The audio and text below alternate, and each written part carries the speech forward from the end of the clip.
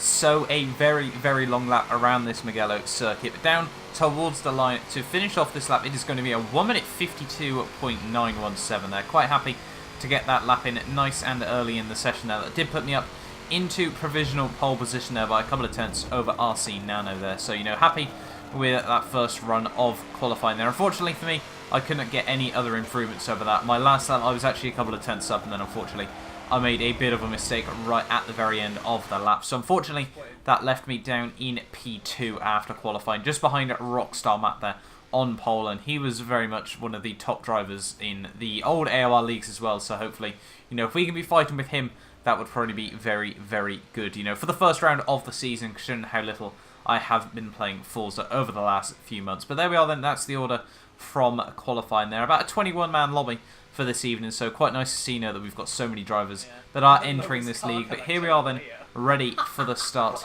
of the AOR Forza Motorsport 7 C7R League. Starting P2 on the grid, right behind Rockstar Matt. But we're on the grid then, ready to go, and it's lights out, and away we go off to a very, very wheel spinny start there, trying to get the power down. Heat up those rear tyres off the start there on Rockstar Matt.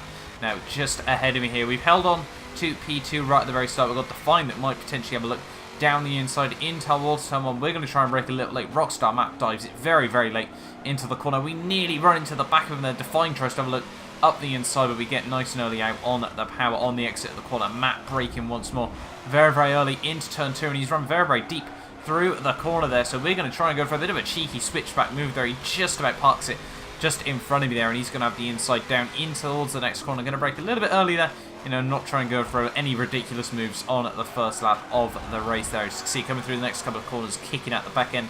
Absolutely massive there. As we really need to try and either get past Matt or try to make a breakaway with him right at the very start. RC Nano and Define are fighting behind me as I lose the back end ever so slightly over the grass through the next corner there. And now as you can see, coming up this long uphill right-hander. One of my favourite corners around this track. It's actually quite good fun when you do get it right there, trying to get as close and all over the curbs on the exit there of the corner, and now braking down in towards the chicane to finish, well, not to finish off lap 1, to come into sector 3 of lap 1 here. Mugello's mainly a motorbike track, so not really too suited to car racing there. But, you know, it's still quite good fun in these Corvettes. Obviously, quite a lot of downforce on these cars, but still, you know, when they get loose, they get very, very loose there as we come down in towards the final chicane of lap 1 here. As you can see, myself and Matt have already made quite a little bit of a gap over-defined behind me there. You know, we've created a bit of breathing space for ourselves, and that's probably the most important thing as we break it down in towards the final corner here. What are we going to be able to do there? Matt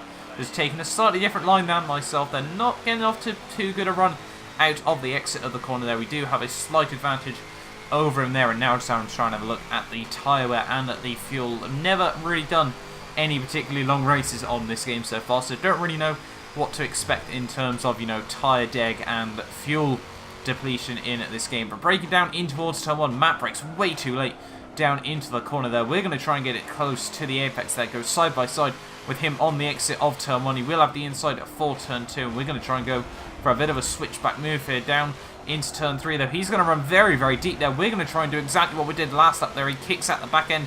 We're going to keep it nice and tidy on the exit of the corner side by side. Matt's going to bail out of it there as I near enough had the whole car ahead, and now we move up into the lead of this race here, and this was absolutely crucial for myself. You can see Matt, you know, he's still all over the back of me here, but if we can try and make even just, you know, a few hundred feet of a breakaway at the start of this race, this would be very, very ideal for myself as we come through the next couple of corners here, up into the right-hander, nearly losing the back end ever so slightly over that curve on the outside.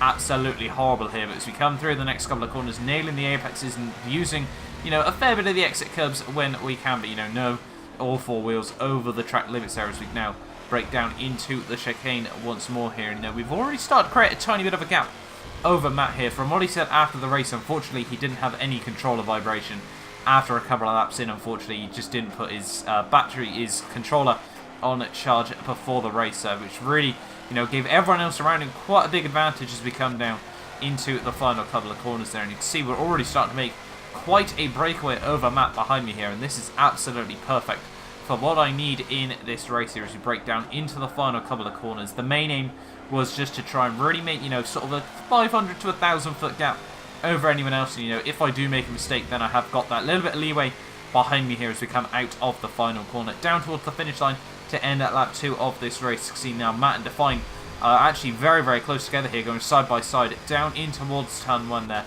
And now, you know, this is absolutely perfect for me. It's all shaping up very, very nice there. Brake nice and late down in towards turn 1. And now, as you can see, by lap 10 of the Grand Prix, the tyre wear was actually the big worry here, not the fuel.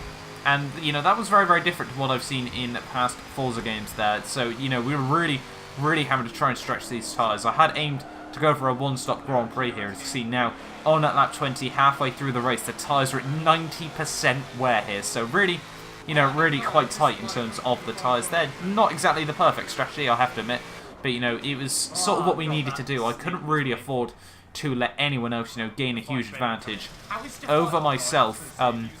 You know, obviously, if I pitted on, say, lap 14 and go for a nice conservative two-stop, then that probably could have worked all right. But I couldn't give anyone else the opportunity to go for a one-stop Grand Prix. You know, it just wouldn't work out for myself. You know, there was no way I was going to be able to make up that much time in at the pits. But exiting the pit lane now, and that was actually, you know, well, all the stops are equal on this game. Obviously, it's all fully automated and everything. No, you know, having to slow down into the pit lane there or anything like that. And now, as you can see, the gap actually to Define was about 1,600 to 2,000 feet now. So we've been able to create quite a nice gap over Define behind me here in the, you know, the first half of this race. And this was absolutely crucial for myself. I was in a nice, good rhythm at this moment in time of the race. You know, really, really feeling confident with myself and the car. And now, as you can see, skipping on to lap 40 of this race, we're right behind Frobo Jobo actually, and the gap to Define had sort of, you know, we'd just been able to pull out just a bit more during the second half of this race, and this was absolutely perfect for myself as we now come down in towards the final corner of the Grand Prix. Unfortunately,